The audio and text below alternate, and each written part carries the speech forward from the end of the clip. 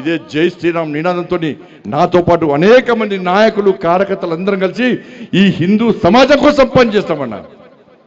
మీరే కుటుంబం అనుకున్నా, నేనైతే మీరైనా కనుక్కున్నా, మీ ఇంట్లో పెద్ద కొడుకు లెక్క ఉన్నానా, మీకోసం పనిచేసినా, మీరందరూ బాగుండాలని కోరుకున్నా, ఇలా మీకోసం ఆలోచించి, మీరే మీ మనిషి ఆలోచించి, మీ కుటుంబ వ్యక్తికి ఆలోచించి నా కొడుకుకు టైం ఇవ్వలేదన్నా, నా కొడుకుతో మాట్లాడలేదన్నా. ఇవాళ అదే నా కొడుకును ఒక క్రిమినల్ లెక్క సమాజంలో చూపెట్టే ప్రయత్నం చేస్తే ఒక తండ్రిగా ఎట్లా భరిస్తారో ఒక్కసారి ఆలోచించురన్నా.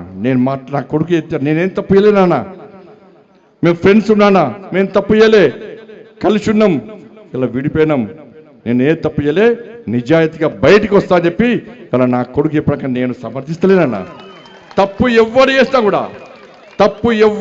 కూడా నా కొడుకైనా సరే ఎవడైనా సరే చట్టం ముందు సమానులే. నా కొడుకు తప్పు చేస్తే తప్పకుండా నా కొడుకు శిక్ష 100% పడాల్సిందే.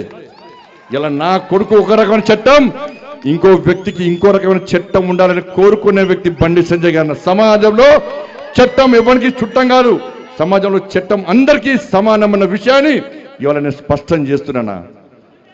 ఇవాళ నేను ఎట్లా వెళ్ళినో, నేను ఏ దారిలో వెళ్ళినో అదే దారిలో నా భార్య వస్తుందని ఇప్పుడు మీకు అంతా తెలుసు అన్న.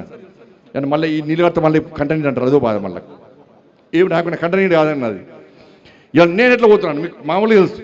నేను ఏ దారిలో పోతున్నానో నా భార్య కూడా నా దారిలో వచ్చిందన్న. మీకు మా భార్య ఉద్యోగం చేస్తుంది బ్యాంకులో ఉద్యోగం చేస్తే నేను అడిగిన ఎందుకు లీవ్ పెట్టినామమ్మా అని అడిగిన. నేను బ్యాంకుకు పోతే నా బ్యాంకు కస్టమర్ కడుకోమన్న కార్యకర్తలు బ్యాంక్ వస్తారు అన్నది. ఏదో సమస్య కోసం వస్తారు. అన్న అక్క వదిన ఇవాళ సంజయ్కి చెప్పన్నా, ఏదో పని చేస్తే బ్యాంకులు బాగా డిస్టర్బ్ అవుతుందని చెప్పి లాస్ట్కు లీవ్ పెట్టి ఇంట్లో కూర్చుంది అన్న. ఇలా కార్యకర్తలు అందరూ నాకంటే ఎక్కువ భార్య దగ్గరకు పోతారు. వదిన పెళ్ళుంది, తృణమో ప్రణమో సాయం చేస్తుంది ఉంటే, వదిన బర్త్డే ఉంది, తృణమో ప్రణమో సాయం చేస్తుంది, వదిన హాస్పిటల్ ఉన్నాం, తృణమో ప్రణమో సాయం చేస్తారన్న. ఉంటే సాయం చేస్తుంది, లేకుంటే ఏదో రకంగా ఇప్పించిపోతుందన్న. కానీ ఇలా కన్న పేగు డిప్రెషన్లో ఉందన్న, ఏడ్చుందన్న, డిప్రెషన్లో పోతుంది.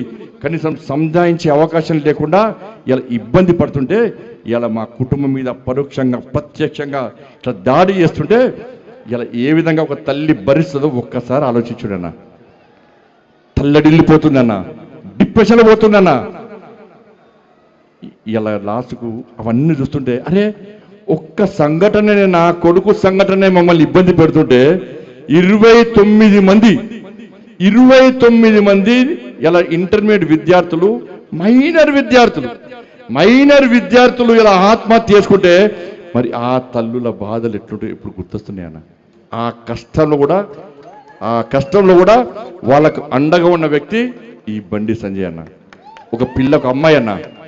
ఒక అమ్మాయి ఇంటర్మీడియట్ అమ్మాయి, అన్ని సబ్జెక్టులు హైయెస్ట్ మార్క్స్, కానీ సోషల్లో 0 మార్క్స్ అన్న.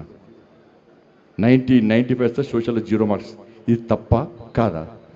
ఆ అమ్మాయి కలెక్టర్ కావాలి, నేను IPS కావాలని చెప్పి వాళ్ళ ఉన్న తల్లిదండ్రులు, పేద కుటుంబం, పొలమమ్మి పుస్తలమ్మి అన్నమ్మి ఆ పిల్లను డాక్టర్ చేయాలి, IPS చేయాలి, IAS చేయాలంటే గత ప్రభుత్వం మూర్ఖత్వం వల్ల ఆ పిల్ల 0 మార్క్స్ వస్తే ఆత్మహత్య ప్రయత్నం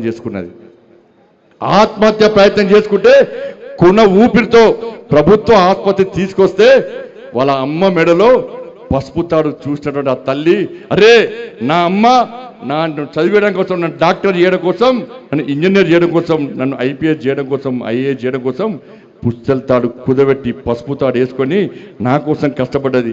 నేను చచ్చిపోతే నా తల్లికి నా తండ్రికి అన్యాయం చేసినని చెప్పి కొన ఊపిరితో నా తల్లి డాక్టర్ గారు నన్ను బతికించండి, డాక్టర్ గారు నన్ను బతికించండి